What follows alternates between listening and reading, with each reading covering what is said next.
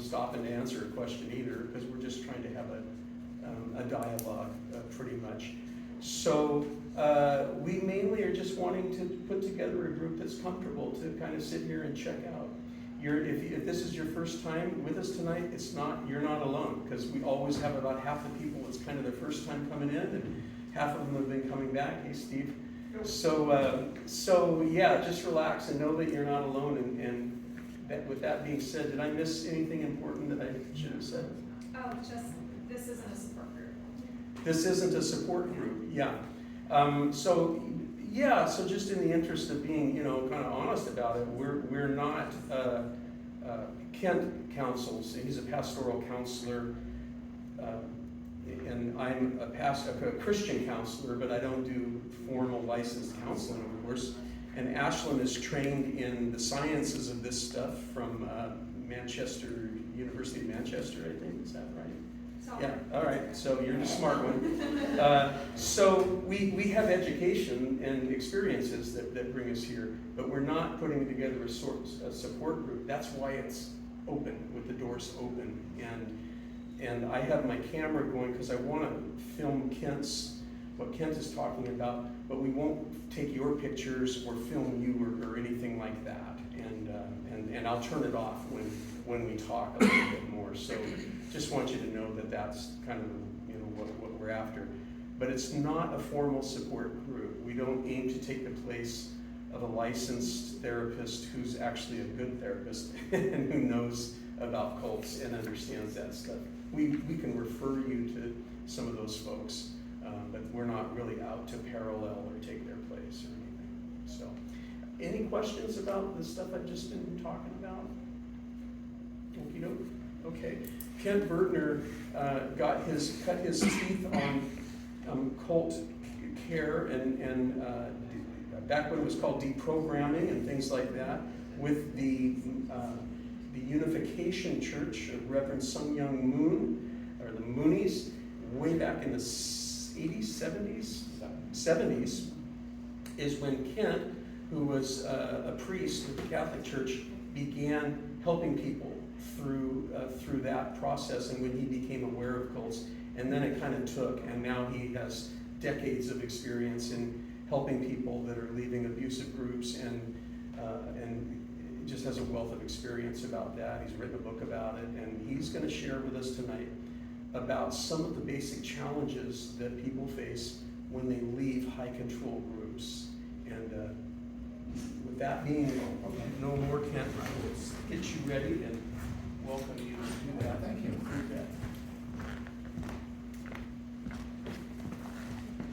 Well, thank you for the nice introduction. I appreciate that. Forgive me for sitting. If I stand up for too long, I've got a mobility problem. I'll fall over, so I'm privileged to sit down. Thank you. What I'm going to say tonight doesn't apply to everybody in every circumstance. These are reflections that I garnered from working with people over the years, and some of them will apply, some of them won't. Some people were born into a group, other people joined groups later when their life was underway. And so there'll be some things that will apply and some will apply in different ways. And I'm going to talk about a few things. Actually, I'll pass this out at the end. I have 22 pages listing things that I thought were the most common topics that people wound up dealing with. A lot of potholes. Yeah, a lot of potholes on the road to recovery. Yeah, that's what we call the talk. So I'll talk about a few of them, and then I'll pass that list around, and maybe it will spark something that you want to talk about or discuss or reflect on in some way. So I divide my list of areas of recovery into two categories. Things that we do internally that have to do with what's going on inside of me, and the other is our relationship to the world outside. And I'll just touch on a couple of these things, and we can pick that up in our discussion. But I guess it was really interesting. A lovely lady named Julie Jenkinson reviewed my paper before I gave it to Ixta, and International Cultic Studies Association. And she said, did you have to put this topic at the beginning? The topic is depression, because I find that's one of the most common things for people emerging from groups to deal with. And for a couple of reasons. For one thing, if you've decided that your group is not something you want to keep anymore, you want to be out of it, you'll lose some things that were valuable there. You lose a community. People that were warm and accepting. You had to buy into their whole program to get the warmth and fuzzies. But you lose that bunch of people, and they're not there for you, and they may think of you as an outsider or an apostate or bad other names that they've got. Scientology has special categories that they put you in. So there's all kinds of ways of being excluded from groups that you belong to at one time. And that by itself is a loss. The depression comes when you're aware of how much you've actually lost in departing from a group. For people that joined a group when they were into their life, they realized that they had probably cut ties with their families, and all of a sudden they're kind of out in the world, and the ties with their families aren't there anymore. And reestablishing that takes a long time. And sometimes you feel used. The group made you a deployable agent that worked on their behalf. That's a hard thing to swallow. And for people that joined later in life, I'll use the jargon word first generation members as opposed to people who were born second generation or maybe multi-generational membership. But you think of having lost a whole bunch of years, you would have been on a career path with other people that were your peers, and a loss of innocence from going from a group that had a naive preoccupation with saving the world, having to just deal with the plain old ordinary day-to-day stuff that you have to deal with. You may have enriched your group and its leadership or spread ideas to other people that your present-day self finds really abhorrent. Those are pretty rough things. If you were born in a group, in many ways you either had to push off to the side or repress a lot of things about who you are. And you get to unpackage those things, and you get to find out who you are, even though you don't have something to go back to. You can start making choices about yourself in your life that you didn't have the option to do before. So it's a wonderful opportunity to become who you want to be, but it's also a real challenge because you're starting from ground zero, and that's really hard. And you may find that in the group you adopted a kind of cult personality. Your own thoughts and feelings weren't okay, so they went underground or you pushed them away somehow. And you adopted the identity and almost the appearance and the behaviors. It was almost like back in the early days when there weren't that many cults running around that we knew about. You could almost always spot a moonie because of they called it the 1,000-mile stare. They weren't looking at you, they were kind of looking beyond, but just they were a little bit dissociated. I mean, they were just out of it a little bit, and you can almost identify that. I had a woman come to my door who was referred to me, and at first I thought she was schizophrenic. Then I realized, oh no, she's been in a cult. That's what's going on. So it was very, very interesting how people present when they're trying to mimic a subculture that really isn't their own. And you've gone from a group that gave you a 24-hour schedule and rituals to do and its community, and then you come down to the workday issues of daily life. And everybody has unfinished business in terms of growing to become the person that they're meant to be. And when you're in a high-control group, you don't get the luxury of working on those issues because you almost have to put them on ice because you've got a mission to accomplish. You've got something very, very important the group wants you to do. And so that thaws out. And The challenge again is to grab the unfinished business that you have. I met with people that joined a group when they were in their late teens, and they come out, maybe they're in their 30s, and they feel like they've gone back to being a teenager again. Well, in a certain sense they have, because their normal growth was put on hold, and they kind of got locked away that way. So those are some of the things that can be causative of depression. And my experience is that passes over time as people get readjusted to the world and start processing who they are and digging out the pieces that got stuff behind or put aside. So I want to shift to another one, and that's guilt and shame. We feel guilty when we have wronged somebody, but we feel shame when we view ourselves as bad. And high control groups are... We view ourselves as what? As bad. As bad. Yeah, like you don't deserve the air that you breathe, that kind of thing. And guilt is a wonderful tool for social control. If I can make you feel guilty about something in particular, you're going to have to come back to me to find out what to do in order to feel unguilty.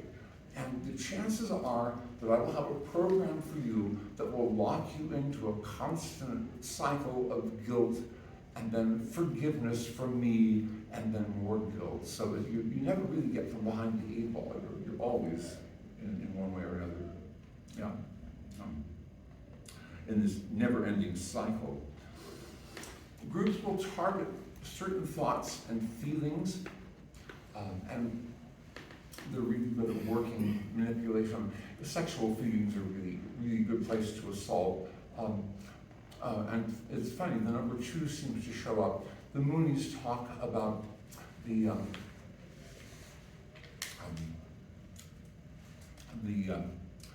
I'm sorry, I have the name in my head, but they call it the secondary principle. Scientology has the second dynamic and so forth. But the notion is our sexuality is kind of vulnerable, and it can be assaulted, and we can be made to feel guilty about even having sexual feelings. So again, there's another place to push the guilt button. But what's even worse is you wind up stuffing a lot of your own feelings about that stuff. And then the group very often will find ways to stimulate those feelings so that you'll feel more guilt. I mean, it's really quite lovely. I've heard many variations from former Scientologists about doing an exercise where they're supposed to be totally in control of their person, their body, their presentation of themselves, and to try and get them to flunk, but get a person of the opposite sex, typically, to come and maybe stroke their hand or do something that's just a little bit suggestive to get them off kilter. Gotcha again. So there's all sorts of ways to do that. And then, besides the guilt that a group wants to instill for your control, there's another kind of guilt when you leave. You may feel guilty about giving up your relationships with your family and friends when you joined the group. You may feel guilty about things that you did in the group while you were there that you look back and say, now, whoa, I feel bad that I did that. And I think it's really important that when you have done things in a group that were against your own moral compass, that it wasn't because you were bad. We don't want to go off on a shame trip. It was because you were misled. You were misled with very powerful social control mechanisms that we've talked about before and we've certainly read about.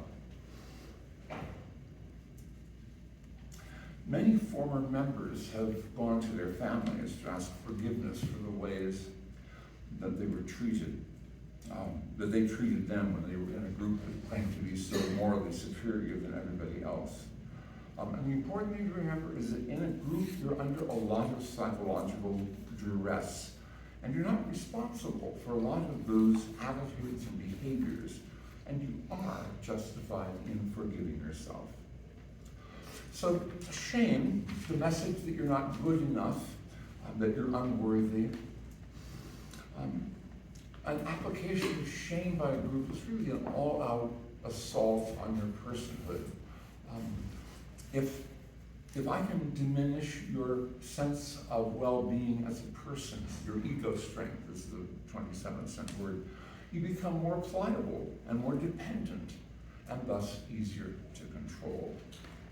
The recovery challenge then is to recognize that any residual shame you may feel as a result of this assault is not warranted. If you're carrying that around, you don't have to. I mean, that's really important. You may feel that you're a loser or that you're damned, that you've fallen into the trap that the leaders set to put you under control. And once you realize that you've developed, if you've done this, and a lot of people don't, I mean, this is just some people, but if you've developed a real negative self-image, how important it is to find friends or family who know you really well, who can do things like make a list of your gifts and talents and your abilities. It will find those things. Think of the things even you did in a group that were really effective to get the group's operation going. I mean, I know one fellow who was in, I hate to be picking on Scientology, but he just comes to mind right now, but he was in what was called the Guardian's office, and that's basically the dirty tricks department of Scientology.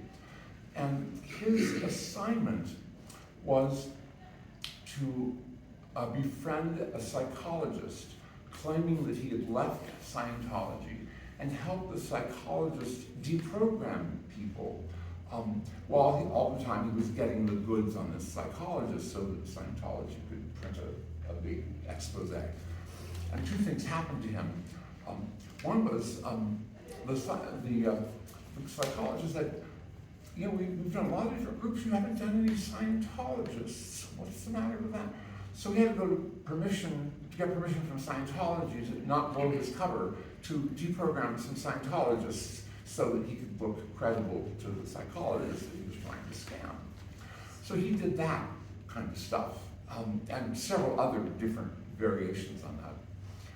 So he leaves the group. What do you put down on your resume when you were basically a dirty tricks expert and a kind of conniving person? Well, he refocused the lens according to security.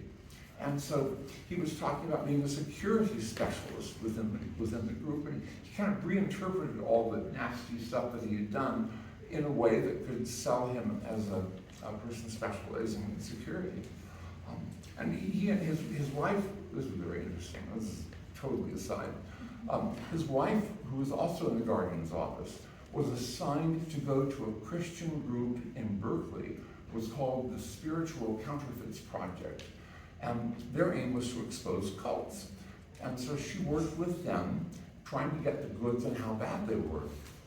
And she was working with these people, and it finally dawned to her, you know, these are really nice people. They're not doing bad stuff. They're being kind to people, and opening their homes to people that are shut out of their group and stuff like that. She said, these aren't bad people. So both of them came to an awareness that something was really wrong with what they were doing. So they come home every night from their various missions, and finally one of them broke down, and they were both so relieved to find out they both really decided this wasn't for them. So they both left Scientology, and got on with their lives. But the important thing is that even if you did nasty stuff in the group, you still have gifts that you carry with you, and you've suffered enough at the hands of the manipulators. You do not deserve to suffer from a negative self-perception too. Sometimes people will leave a group and they'll have recurring feelings of guilt about things that they felt guilty about when they were in the group. My suggestion is to use a lens that says, when you're feeling guilt like that, who does the guilt serve? And typically the guilt will wind up serving the group, and you can say, maybe I don't have to feel guilty about this after all. Having thoughts and feelings does not make you good or bad. Thoughts and feelings are morally neutral. And I think it's important to keep that in mind. It's what you do with them that makes all the difference. I mean, if Ken got really mad at me and came over and punched my lights out, I wouldn't consider that particularly virtuous. And considering that I am a lot taller and bigger than he is, it might not be really cool to do that. But the neat thing would be is he got really angry at me, he would come and sit down and say, Kent, I've got an issue with you, we need to talk. And that would be a really virtuous way for him to deal with his being angry at me. So it's true like that for every emotion, every thought can be processed in that way. And then it's an opportunity for virtue. I have an example with someone who was in their group was told that doubt was a certain sign that Satan was attacking them. And when she got out of the group, she started having doubts about a lot of things. And I quoted to her a line from a 13th century philosopher, Thomas Aquinas, who said that the doubt is great because it's an opportunity to stop, rethink what you believe, make some positive decisions, and then move forward. And even doubt is not a bad thing in that context. So anyway, I've been going off for a while here, and I would really like to open some more discussion. So to kind of facilitate that, I've got some, let me have one for myself. Thank you. These are some of the things. The column on the left is about the inner life that I've been talking about, and the column on the right is about things outside the world. And I wonder if there are any of these things that strike you as something that you've had some experience with, that you'd like to bring up or share about or ask about or opine.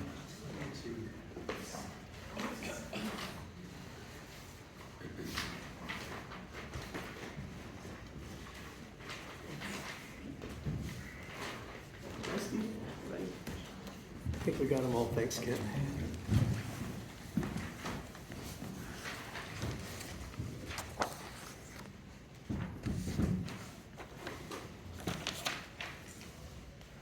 I'd be happy to make a comment. Pardon? I'd be happy to make a comment. Oh, please. Yeah. Slipping into altered states, Mm-hmm. I think is really helpful to have on there. I think I've heard from a lot of cult survivors just in the work that I do that like often they get misdiagnosed after leaving a group because of the personality changes from when they were in a group and how they may seem now.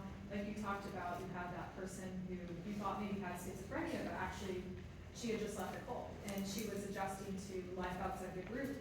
And sometimes during that adjustment, we can experience really scary either anxiety bouts or depression bouts or even sort of slipping into these different altered states that maybe while we were in the cult, we never experienced. And it's because our whole foundational world has just been ripped out from under us, right? And I worked with a young woman who heard a lot of voices, who never heard voices previous to her cult involvement. And she was just so scared. She felt like she was going crazy, she was losing her mind. She was cleared of schizophrenia and like actual, diagnosable conditions. And really it's just your body just responding to the threats of being in a totally different environment and state after leaving a group. And it can really feel scary for people. And I just want to encourage anyone who's experienced that before. Maybe you never had anxiety attacks until you left the cult, for example, that it's actually just so normal for people who left groups, and you will find that over time you will stabilize in some way or another. But it can be really, really scary and frightening for folks who've never experienced sort of slipping into an altered state before. Oh yeah, I got a nickel for every time someone said, "Am I going crazy?" Yeah. I can pay attention and spoken for a long time.